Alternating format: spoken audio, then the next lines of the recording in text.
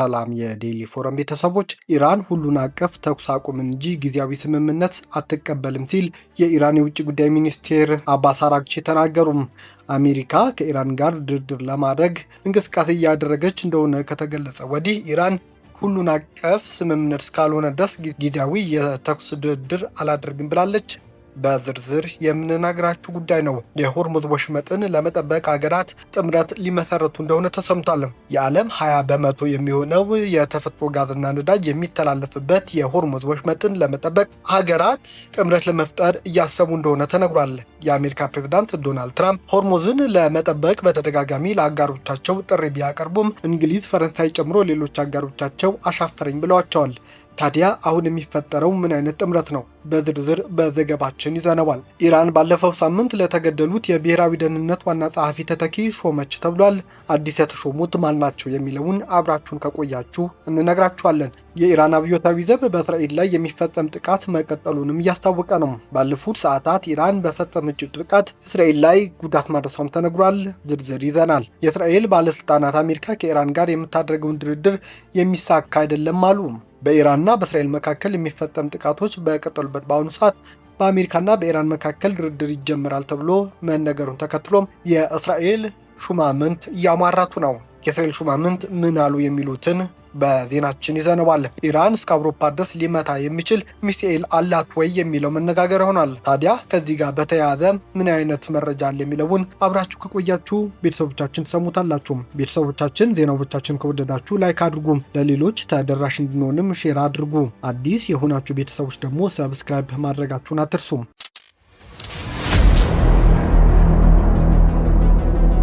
ኢራን ሁሉን አቀፍ ተኩስ አቁም እንጂ ጊዜያዊ ስምምነት አትቀበልም ሲሉም የኢራን የውጭ ጉዳይ ሚኒስትር አባስ አራግቺ ተናገሩ። የኢራን ውጭ ጉዳይ ሚኒስትር እንዳብራሩት ሀገራቸው ከአሜሪካ ጋር ሁሉን አቀፍ የተኩስ አቁም እንጂ ጊዜያዊ ስምምነት ማድረግ እንደማትፈልግ ገልጸዋል። የውጭ ጉዳይ ሚኒስትሩ ይህንን የተናገሩት ከቻይናው አቻቸው ዋንግ ዩ ጋር ባደረጉት ውይይት ላይ መሆኑን የቻይና መንግስት መገናኛ ብዙሃን ዘግበዋል። አራግቺ ኢራን ለጊዜያዊ ሳይሆን ለሁሉን አቀፍ የተኩስ አቁም ስምምነት ዝግጁ ናት በማለት ለመላው ዓለም አሳሳቢ የሆነውን የሆርሙዝ ወሽመጥንም ከጠላቶቻቸው በስተቀር ለሌሎች ሀገራት ክፍት መሆኑንም ተናግረዋል። ከኢራን ጋር ጦርነት ውስጥ ከገቡት ሀገራት በስተቀር ሆርሙዝ በአሁኑ ወቅት ሁሉም መርከቦች ምንም ችግር ሳይገጥማቸው ማለፍ ይችላሉም ብላለች ኢራን። የቻይና መንግስት መገናኛ ብዙሃን በኢራንና በቻይና የውጭ ጉዳይ ሚኒስትሮች መካከል የተደረገውን ውይይት በተመለከተ መግለጫ ያቀረቡ ሲሆን የቻይናው ሚኒስትር በኢራንና በተቀናቃኞቿ መካከል ያለውን አለመግባባት ለመፍታት ንግግር ዋነኛ መንገድ መሆን አለበት ሲሉም አሳስበዋል ሲሉ ዘገባዎች ጠቅሰዋል። ዋንጊዩ ሁልጊዜም መነጋገር ከመዋጋት የተሻለ ነው በማለት ሁሉም ወገኖች ለሰላምና ለንግግር የተከፈቱ አጋጣሚዎችን መፍጠር እንዲጠቀሙ ጥሪም አሳልፏል። የሆርሙዝ ወሽመጥን ለመጠበቅ ሀገራት ጥምረት ሊመሰርቱ ነው። ዩናይትድ ኪንግደምና ፈረንሳይ በፋርስ ባህረ ሰላጤ ያለው ሁኔታ ሲፈቅድ ወሳኝ የባህር መተላለፊያ መስመር የሆነውን ሆርሙዝ ወሽመጥን ለመጠበቅ የሚያስችል የሀገራት ጥምረት ለመመስረት እያጠኑ መሆናቸውን የመከላከያ ባለስልጣናት አስታወቁም። ለዚህም ዩናይትድ ኪንግደም ለዓለም የነዳጅ እንቅስቃሴ ወሳኝ የሆነውን ሆርሙዝ ወሽመጥን ለመጠበቅ የሚያስችል እቅዶች ለማዘጋጀት የሚያስችል የደህንነት ጉባኤ ለንደን ወይም ፖርትማውዝ ከተማ ውስጥ በቅርብ ለማስተናገድ ፈቃደኛ መሆኗን ታስታውቃለች። ባለስልጣናት እንዳሉት በሆርሙዝ በኩል ለሚያልፉ የንግድ መርከቦች ጥበቃ ለማድረግ የተለያዩ አገራት ባህር ኃይሎቻቸውን ጥምረት ያስፈልጋል። በተለይ ደግሞ ነዳጅ ጫኝ መርከቦች ማጀብ በአሁኑ ወቅት ከፍተኛ ደረጃ እንደደረሰው አይነት ስጋት ላይ የሚወሰንም ይሆናል ተብሏል። ባለስልጣናቱ እንደሚሉት በሆርሙዝ ወሽመጥ በኩል በሰላም ለመተላለፍና የባህር ላይ ፈንጂዎች ለማስወገድ በርካታ ሀገራት የሚሳተፉበት መፍትሄ ሊገኝ ይገባልም ተብሏል። አሜሪካና እስራኤል በኢራን ላይ የከፈቱት ጦርነት ተከትሎ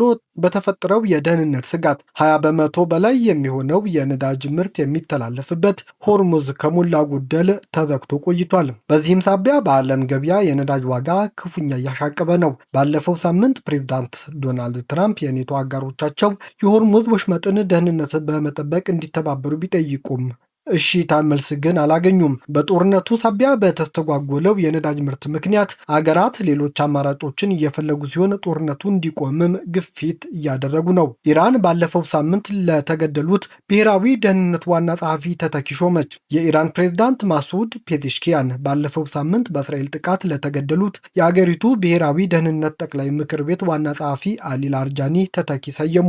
ከፕሬዝዳንት ጽህፈት ቤት የወጡ መረጃዎች ጠቅሰው የኢራን መገናኛ ብዙሃን እንደዘገቡት በተለያዩ የመንግስትና ወታደራዊ ስልጣን ላይ የቆዩት መሐመድ ባግሄር ዞልጋሃሪም ኃላፊነቱን ተረክበዋል። በኢራን መንግስት ውስጥ ከፍተኛ ልምድና ተሰሚነት የነበራቸው የብሔራዊ ደህንነት ምክር ቤት ዋና ጸሐፊው አሊ ላርጃኒ ዋና ከተማዋ ቴህራን ውስጥ በተፈጸመ የእስራኤል ጥቃት ከልጃቸው ጋር መገደላቸው ይታወሳል። አዲሱ ተሿሚ ዞልጋሃሪ በእስላማዊ አብዮታዊ ዘብ ምክትል አዛዥነት ጨምሮ በከፍተኛ ኃላፊነቶች ላይ የሰሩ ሲሆን በተጨማሪም በአገሪቱ ውስጥ ጉዳይ ሚኒስቴር የደህንነት ምክትል ሚኒስትር እንዲሁም በተለያዩ መንግስታዊ ምክር ቤት ውስጥ በከፍተኛ ኃላፊነትም ተሾመው ሰርተዋል።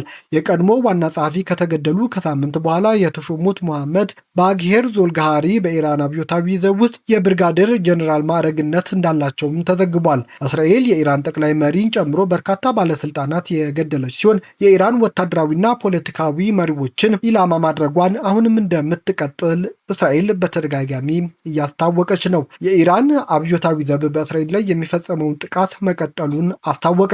አሜሪካና ኢራን ለድርድር እየተዘጋጁ ባለበት በአሁኑ ወቅት እስራኤልና ኢራን አንዳቸው በሌላኛቸው ላይ የሚፈጽሙት ጥቃት ቀጥለዋል። የኢራን እስላማዊ አብዮታዊ ዘብ ማክሰኞ ማለዳው የፈጸመው ጥቃቶች በተመለከተ ባወጣው መግለጫ በተለያዩ የእስራኤል ክፍሎች ላይ የሚሳኤል ጥቃት መፈጸሙን አስታውቋል። በመግለጫው መሰረት ከፍተኛ የማውደም አቅም ያላቸው የተለያየ አይነት ሚሳኤሎችና ድሮኖች በመጠቀም በተፈጸሙ ጥቃቶች ኢላማ የተደረጉት የእስራኤል ይዞታዎችም ዝርዝር በይፋ አስታውቋል። ጥቃት ከደረሰባቸው መካከል በሰሜንና በማዕከላዊ ቴል አቪቭ የሚገኝ ጥብቅ የሚደረግለት የደህንነት ተቋም፣ ራማት ጋን እና ኔጌቭ ውስጥ የሚገኝ የንግድና ወታደራዊ ድጋፍ ማዕከላት፣ ቤርሻብ ውስጥ የሚገኝ የወታደራዊ አቅርቦትና የአስተዳደር ዋነኛ ማዕከላት ይገኙበታልም ተብሏል። የእስራኤል ባለስልጣናት የአሜሪካ ፕሬዝዳንት ዶናልድ ትራምፕ ከኢራን ጋር ለማድረግ ያሰቡት ድርድር ውጤታማ ይሆናል ብለው እንደማያስቡ ተናገሩ። በኢራንና በእስራኤል መካከል የሚፈጸሙት ጥቃቶች በቀጠሉበት በአሁኑ ሰዓት በአሜሪካና በኢራን መካከል ድርድር ይጀምራል ተብሎም ተስፋ እየተጣለ ነው። በጦርነቱ ዋነኛ ተዋናይ የሆነችው የእስራኤል ባለስልጣናት ግን ምንም እንኳን ትራምፕ ከኢራን ጋር ከስምምነት የመደረስ ቁርጠኝነት ቢኖራቸውም በኢራን ላይ ግን ጥርጣሬ እንዳላቸው ለሮይተርስ የዜና ወኪል ተናግረዋል። ስማቸው እንዲጠቀስ ያልፈቀዱ ሶስት የእስራኤል ከፍተኛ ባለስልጣናት ለዜና ወኪሉ እንደገለጹት ከሆነ ኢራን ከአሜሪካ በኩል የሚቀርበውን ጥያቄ በመመለስ ከስምምነት ትደርሳለች የሚል እምነት እንደሌላቸው ገልጸዋል። አንድ ወር ሊሞላው ጥቂት ቀናት ብቻ የቀሩት አሜሪካና እስራኤል በኢራን ላይ የከፈቱት ጦርነት የቀጠለ ሲሆን ፕሬዝዳንት ትራምፕ ከስምምነት ካልተደረሰ ከባድ ጥቃት በኢራን ላይ ለመፈጸም ከእሁድ ጀምሮ የ5 ቀናት ገደብ አስቀምጠዋል። የኢራንና የአሜሪካ ከፍተኛ ባለስልጣናት ፓኪስታን ውስጥ በዚህ ሳምንት ውስጥ እንደሚገናኙ የሚጠበቅ ሲሆን አሜሪካ በኢራን የኒውክሌርና የባላስቲክ ሚሳኤል መርሃ ግብሮች ላይ እቀባቦች እንዲደረጉም ትፈልጋለች። ኢራን እስከ አውሮፓ ድረስ ሊመቱ የሚችሉ ሚሳኤሎች ሊኖራት ይችላል የሚል ወሬዎች እየተናፈሰ ነው። ኢራን በህንድ ውቅያኖስ ዲያጎ ጋርሺያ ደሴት ላይ ወደሚገኝ የዩናይትድ ኪንግደም እና የአሜሪካ የጋራ ወታደራዊ ሰፈር ላይ የረጅም ርቀት ባላስቲክ ሚሳኤል ማስወንጨፏን በመካከለኛው ምስራቅ ያለውን ግጭት እየተባባሰ መምጣቱ አንዱ ማሳያ ነው ተብሏል። በእርግጥ ሚሳኤሎቹ ወደ ታቀደላቸው ኢላማ ሳይደርሱ እንደቀሩም ዘገባዎች እያመለከቱ ነው። ነገር ግን የእስራኤል የመከላከያ ሰራዊት ጦርነት ከተጀመረ ወዲህ እንዲህ አይነት የረጅም ርቀት ሚሳኤል ጥቅም ላይ ሲውል ይህ የመጀመሪያ እንደሆነ ተናግረዋል።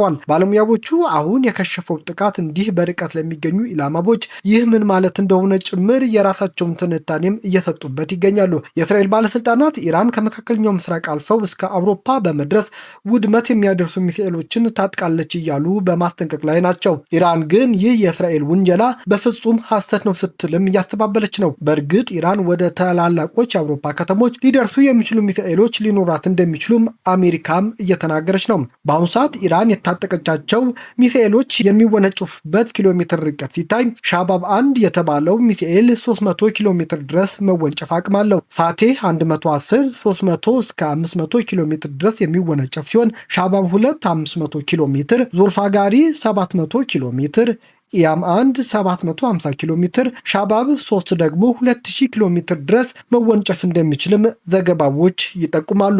በአሜሪካና በኢራን መካከል እየተካሄደ ነው ስለተባለው ንግግር አሁንም ድረስ እርግጠኛ መሆን አልተቻለም ተብሏል። ሰኞ ዕለት የአሜሪካው ፕሬዝዳንት ሀገሪቱ ገንቢ ውይይት ማድረጓንና በ15 ጉዳዮች ላይ ኢራን መስማማቷን ቢናገሩም የኢራን ባለስልጣናት ግን ምንም አይነት ንግግር አለመጀመሩን በግልጽ አስተባብለዋል። በኋላ ላይ ዋይት ሀውስ ሁኔታው እርግጠኝነት የሌለው መሆኑንም እየገለጸ ነው።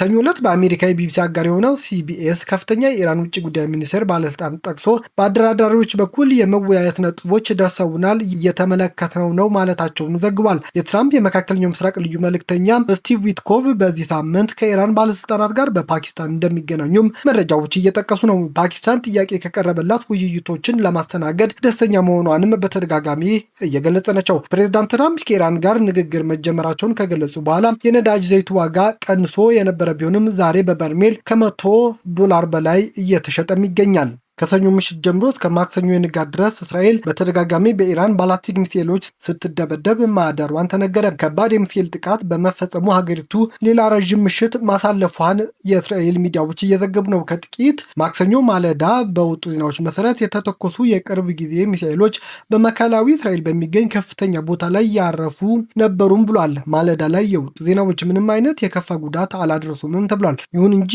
ጥቃቱ በእስራኤል ወታደራዊ የቅድመ ማስጠንቀቂያ ስርዓት አስቀድሞ በመታወቁ በቴል አቪቭ እና በተያዘው የምዕራብ ዳርቻ አካባቢ የአደጋ ጊዜ ሳይረኖች በከፍተኛ ድምፅ ሲተጋቡም ማንጋታቸው ነው የተሰማው። ይህ ተከታታይ የሚሳኤል ማዕበል ሰፋፊ የእስራኤል ግዛቶችን ያነጣጠረም ነበረ። በኢየሩሳሌም፣ በሃይፋ፣ በቴል አቪቭ እና በማዕከላዊ ገሊላ አካባቢዎች ከፍተኛ የአደጋ ማስጠንቀቂያዎች ተሰምተዋል። ከነዚህ ሚሳኤሎች መካከል ቢያንስ አንደኛው በርካታ ትናንሽ ፈንጂዎችን የሚበትነው የክላስተር ጦር አረር የያዘ እንደነበርም የተረጋገጠ ሲሆን እነዚህ ተበታታኝ ቦምቦች በወደብ ከተማው ሃይፋ ዙሪያም ያደረሱት የንብረት ጉዳት መመዝገቡንም ታውቋል። ቤተሰቦቻችን ዜናዎቻችን ከወደዳችሁት ላይክ አድርጉ፣ ለሌሎች ተደራሽ እንዲሆንም ሼር ማድረጋችሁን አትርሱም። አዲስ የሆናችሁ ቤተሰቦች ደግሞ ሰብስክራይብ በማድረግ ቤተሰብ ሁኑ። ሰናይ ጊዜ